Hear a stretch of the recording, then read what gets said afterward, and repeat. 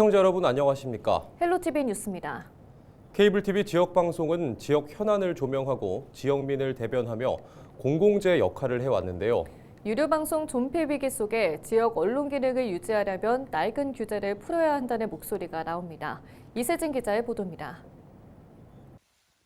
영남에 큰 상처를 남긴 초대형 산불, 호남을 강타한 극한호우, 강원을 바짝 말린 가뭄까지 각종 재난 현장에서 케이블TV는 지역성 구현에 앞장섰습니다. 수익성 악화, OTT와의 경쟁으로 존폐 위기에 놓인 케이블TV에 국가 차원의 지원이 필요하다는 목소리가 나온 배경입니다. 어려운 상황 속에서 지역성을 구현하고 있는 케이블TV SO에게 여러 가지 좀 그 지원 같은 것들이 필요하다라는 것들은 여러 가지 현장 연구를 통해서도 드러났다라고 보시면 될 것 같습니다. 국회에서 열린 토론회에서 전문가들은 케이블TV의 보도 기능에 주목했습니다.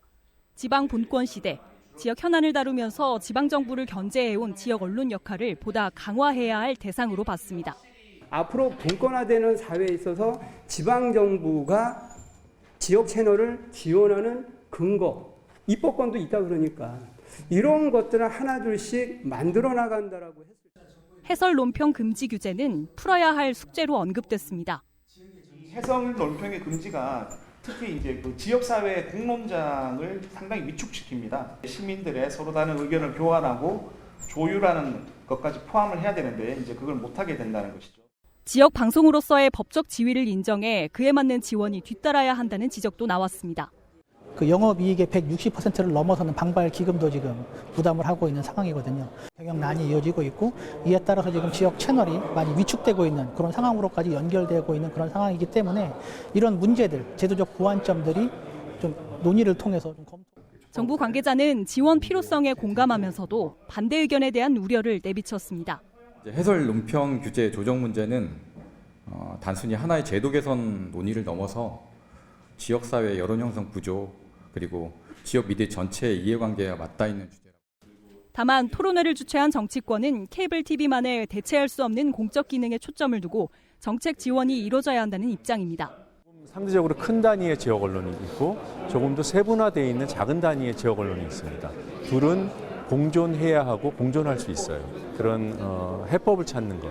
그게 오늘 토론회의 목적이고 이후에 제가 노력할 방향입니다. 케이블TV의 위기는 단순히 한 업계의 위기가 아니라는 게 전문가들의 공통된 의견. 지역 풀뿌리 민주주의와 지역 언론 생태계를 지키려면 이제라도 케이블TV에 대한 제도적 지원이 뒷받침돼야 한다는 제언입니다. 헬로티비 뉴스 이세진입니다. 지방선거 180일 전인 12월 5일부터 지방자치단체장과 정당 후보자 관련 단체의 활동이 제한됩니다. 지자체장은 사업 추진 실적 홍보물 발행이나 주민자치센터 강좌 참석, 민간단체 행사 참여가 금지되며 정당이나 후보자가 운영하는 기관단체도 선거 구민을 대상으로 선거에 영향을 미치는 행위를 할 수 없습니다. 선거관리위원회는 공무원의 선거 관여 행위 등을 중점 단속할 계획이며 위법 행위가 발생할 경우 디지털 포렌식 등 과학적 조사 기법을 활용해 엄정 조치할 계획입니다. 국토교통부와 한국부동산원이 3일부터 3차례에 걸쳐 전국 280여 개 지자체를 대상으로 부동산 불법행위 대응 설명회를 개최합니다. 설명회에서는 집값 담합, 허위 매물 등 불법행위 신고 처리 요령과 사례를 공유하고 지자체 공무원에게 조사 행정 처분 등 실무 가이드를 제공합니다. 국토부는 2020년부터 신고센터를 운영해 불법행위를 접수하고 지자체에 통보해 왔는데요. 앞으로 신고 플랫폼을 개선해 국민이 쉽게 신고할 수 있도록 할 계획입니다. 정치권과 한강하구 생태환경통합관리협의회가 2일 국회에서 한강하구관리법 제정을 위한 토론회를 열었습니다. 이번 토론회에는 인천과 김포, 파주 지역 국회의원들과 환경부와 해양수산부, 인천시 등 유관기관 관계자, 시민단체와 전문가들까지 50여 명이 참석했는데요. 국회에서 논의 중인 하구보건특별법이 하구뚝 복원에 초점을 맞추고 있어 한강하구 보전을 위해 독자적 관리법 제정이 필요하다는 데 입을 모았습니다.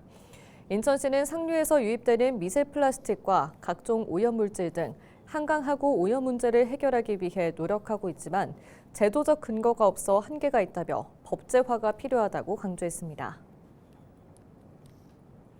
인천시가 부평을 비롯한 30년에서 40년 이상 된 낡은 대규모 택지지구 5곳을 미래형 도시지구로 정비하기로 했습니다. 시는 2일 삼산 월드 컨벤션에서 노후계획 도시정비 기본계획안 주민설명회를 열고 2035년을 목표로 하는 정비계획을 발표했습니다.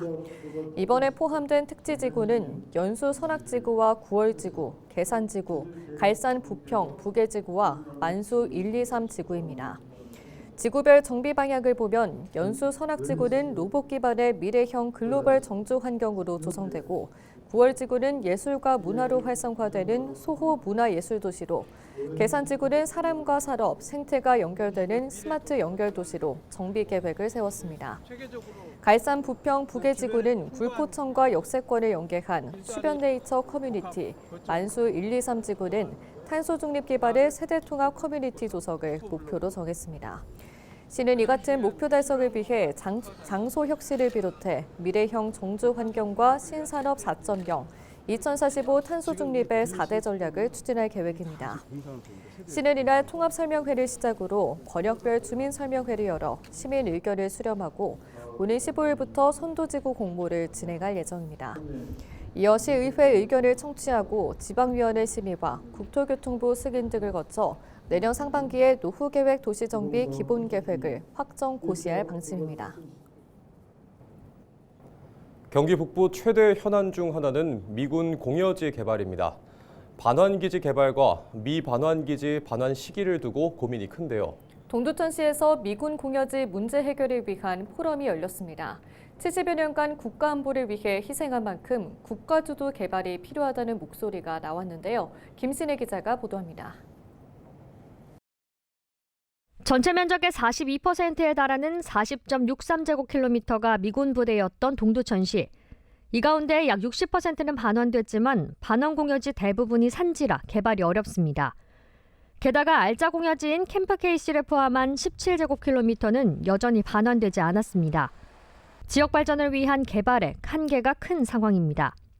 실질적인 지역개발 활성화 방안을 논의하는 포럼이 열렸습니다. 미반환 공여지의 단계별 반환과 피해 보상, 국가 주도형 개발 전략을 공유하는 자리입니다. 이재명 대통령이 취임하면서 주한 반환 공여지를 언급하면서 정부가 이제 관심을 갖고 이제 하나하나 이렇게 대화 협의체를 만들어 가고 있는 이때 미반환 공여지의 단계별 반환과 피해 보상 그리고 미래 성장 전략을 함께 고민하기 위해서 오늘 마련한 자리가 매우 뜻깊고 포럼에서는 현재 미군 공여지 주변 지역 등 발전 종합 계획이 있지만 한계가 크다는 지적이 나왔습니다. 동두천과 같이 재정 자립도가 낮은 지역은 사업을 추진하기에 토지 매입비와 공사비 등 부담이 클 수밖에 없고 지원 사업이 공원과 도로, 하천 등으로 제한돼 문화예술 체육 등 주민 삶의 질 개선에는 미흡하다는 겁니다. 70여 년 동안 국가 안보를 위해 희생한 만큼 국가가 적극적으로 보상에 나서야 한다고도 강조됐습니다. 전문가들은 국가 전담 조직을 구성하고 지역 기반에 맞는 개발 사업 추진과 국비 지원 확대를 제안했습니다. 동두천시 지원특별법 제정 필요성도 언급됐습니다. 참석자들은 이를 단순히 동두천의 문제가 아닌 국가적인 문제로 접근해야 한다고 입을 모았습니다. 단순하게 이것을 지역 우리 동두천만의 문제로 보는 것이 아니라 이 문제의 해결을 대한민국의 미래를 해결하는데 단초를 어떻게 만들어갈 것이냐 그 시작을 우리 동두천에서 어떻게 해야지 될 것이냐. 동두천시의 최대 현안으로 꼽히는 미군 공여지 문제. 국가주도 해법이 실질적인 변화로 이어질 수 있을지 주목됩니다. 헬로티비 뉴스 김신혜입니다. 매년 이맘때 지방의회는 집행부가 제출한 내년도 예산안 심사로 어느 때보다 바쁜 시기를 보냅니다. 예산안 심사는 지자체의 사업계획과 재정 운용의 적정성을 따지고 예산 낭비 요소는 없는지 점검하는 지방의회 핵심 역할인데요. 은평구의회는 1조 2천억 원 규모의 내년 구 예산안을 들여다보고 있습니다. 예결위 부서별 질의응답이 시작된 첫날 어떤 의견이 오갔는지 손성혜 기자가 정리했습니다. 은평구는 16개 동별로 7, 8천만 원 수준의 주민참여예산 사업 예산을 편성하고 있습니다. 주민참여예산은 주민이 사업 제안부터 심사 선정, 실행까지 직접 참여하는 제도로 지역의 문제를 주민 스스로 해결할 수 있도록 만든 제도입니다. 은평구의 예결위에서 8억여 원이 반영된 주민참여예산 동지역사업 예산이 도마 위에 올랐습니다. 의원들은 일부 사업이 주민참여가 아닌 단순 용역사업으로 운영되고 있다고 지적했습니다. 취약계층들이 어떻게 집을 관리하는가 이 부분에 대한 지원의 내용이 있지만 냉장고 청소에는 그런 내용도 없어요. 무조건 전문업체의 청소비와 실질적으로 재료비 이렇게 들어가기 때문에 이거는 그냥 용역이라고 보거든요. 그러면 참여예산이 사업을 용역을 한다는 것이 그러면 정산의 문제도 있고 용역 주민의 자체 활동과 이게 무슨 상관이 있나? 전문가의 손길이 좀 필요한 부분이 있으니까 내연도 사업할 때는 가급적이면 주민 스스로 주민이 제안하고 주민이 실행하고 주민이 나중에 이제 집행과 정산까지 하는 사업이니만큼 주민들이 더 많이 참여할 수 있도록 AI, IoT 기반 전동 보장구 이동안전 플랫폼 구축 사업도 쟁점이 됐습니다. 은평구가 이 사업을 위해 수개월간 빅데이터를 수집 분석했지만 정작 현장 개선으로는 이어지지 않고 있다는 지적이 제기됐습니다. 플랫폼을 이제 구축하는 목적에서 이제 실제 이용자 데이터를 이제 기반으로 이번 약자의 안전과 도로 환경 개선에 효과를 한다고 이번에도 그 상 받으시면서 말씀하셨죠. 이렇게 현장 조사 다 했고 아까 말씀하셨던 거 C등급 즉시 개선이 필요한 수준의 충격. 그러면은 여기서 빅데이터를 해가지고 지금 현장에 나가서 했습니다. 그러면 현실적으로 협조 부서인 도로과에서는 이 예산 항목이 잡혀 있나요? 37건 중 조치가 된 것이 몇 가지가 있습니다, 지금. 주민들이 체감할 만한 예산 효과가 보이지 않는다는 겁니다. 제가 어저께 우리 C등급 나왔던 현장을 가봤어요. 근데 지금 그때 봤을 때는 요 간격은 전동 보장구가 바퀴가 못 움직이는 충격적인 그런 건데 아무런 개선사항이 안 되고 빅데이터랑 관련된 것만 조사를 하고 있는 거예요. 그럼 내년도 예산 잡혀 있을까 여쭤보면은 지금 그 지지를 말씀을 드리는 거예요. 탁상 행동을 하지 말고 현장에서 좀 했으면 좋겠다는 말씀을 드리는 겁니다. 네, 저희가 그 해당 본사하고 협의해서 뭐 지금 의원님이 지적해 주신 부분에 대해서는 적극 반영토록 그렇게 하고요. 이날 심사에서는 6억 원에 들인 교통약자 경로안내 서비스 은평 모두로 앱의 이용자가 150명 수준에 그친다는 점도 문제로 지적됐습니다. 의원들은 수억 원을 투자한 시스템이 제대로 활용되지 못하면 예산 낭비로 이어질 수 있다며 앱 활성화 방안 마련을 주문했습니다. 은평구의 예결위는 4일까지 예산안 심의를 마무리하고 개수 조정을 진행할 계획입니다. 개수 조정을 거친 최종 예산안은 11일 본회의에서 확정됩니다. 헬로티비 뉴스 손성입니다.